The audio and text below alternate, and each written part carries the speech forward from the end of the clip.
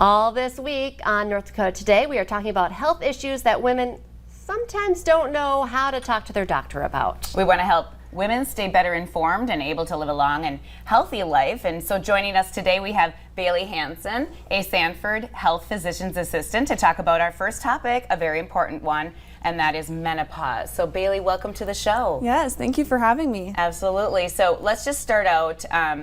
Everybody knows, in a way, the word menopause. But tell us, a more technical answer to what menopause is. Yes, so menopause is defined as when you haven't had a menstrual period in 12 months. Anytime before that, you're not considered postmenopausal.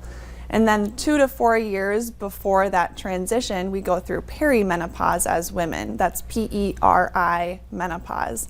And during that time, women might notice more menstrual cycle irregularity. You might get your period a week earlier or a week later, or you might go 2 months without a period. There's just more menstrual cycle irregularity, and that's kind of the hallmark of perimenopause.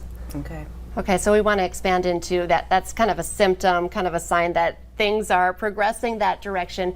And I said this in the break, when I think of menopause, and probably because of movies, I just think hot flashes. Like that's the only the only sign or symptom that you're going through menopause. Are there more symptoms besides hot flashes? Yes. So hot flashes are certainly the most common, and they can range from mild, moderate to severe. Some women do notice pretty severe hot flashes many times a day, and those can be quite distressing, where you end up having to stop what you're doing. So it makes it hard to function and go to work and study and do whatever it is you're doing as a busy menopausal woman.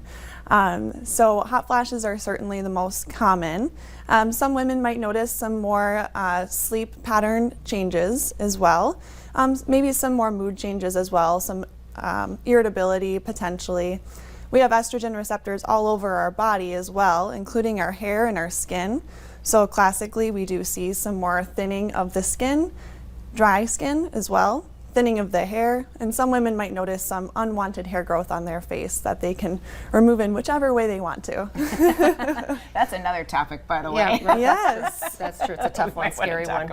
Yeah. Anything you can do for some of these symptoms, especially when you're talking about these, lifestyle stopping hot flashes? Yeah, so I think that's what the main thing I would want women to know that are going through menopause is that they're not alone, and every woman has such different symptoms that impact them in different ways. So don't be afraid to talk to your provider about those. But the number one medication that's FDA approved for hot flashes is hormone replacement if it's appropriate for you as well. If you do have an intact uterus, you need to also have progesterone as well. But if you do not have an intact uterus, you can be on estrogen alone for the treatment of hot flashes. But it's not appropriate for every woman, and so we leave that to a discussion with your provider as well. There's many non-hormonal options out there, and I would want women to know that as well. If hormones aren't for them, there are other options for them that can get them help and make them, be able to function better in their life.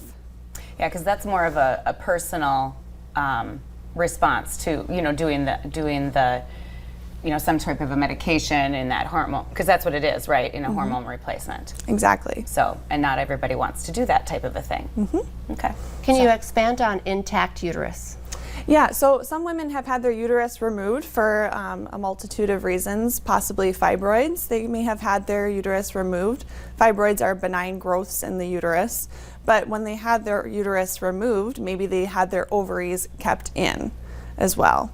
So when I say an intact uterus, I mean it hasn't been surgically removed. Okay. We're going to take a quick break. When we come back, we have a lot more questions. So many more questions. And one of them, just what's the age frame too? Because sometimes you're like, I'm too young for this to be happening to me, but you might be surprised by those ages. We'll be right back.